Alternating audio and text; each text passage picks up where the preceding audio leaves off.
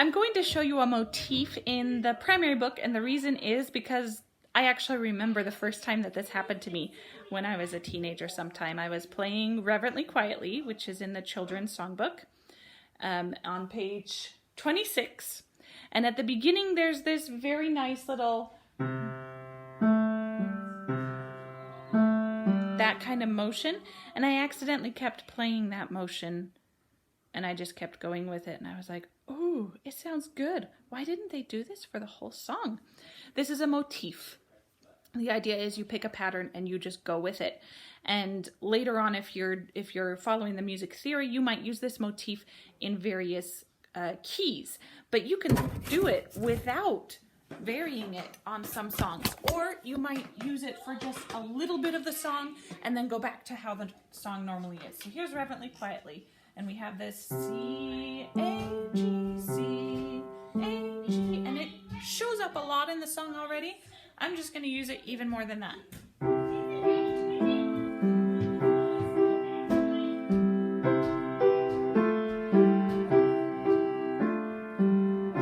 And here, I did not go down. I kept on using the same motif, but honestly, I probably would normally play the G that is written in that measure and then go back up there.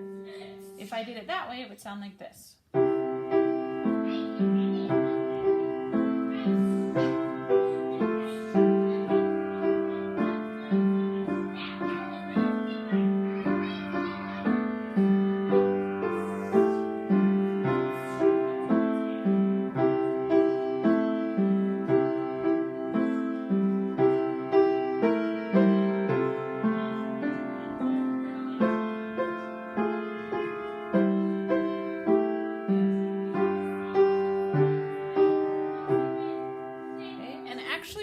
If you actually play the music as written, you can see where in the last line they are doing that motif, but they are doing it with different notes.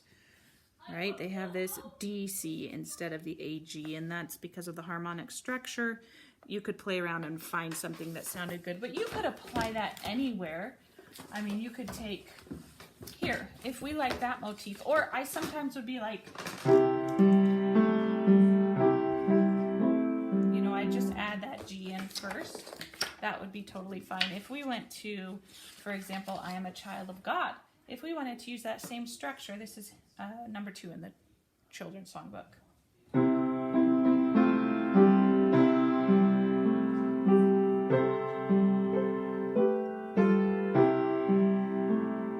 And this is getting into some more left-hand patterns that you're going to use later on, knowing what the theory is. But there's nothing that says you can't do this now just by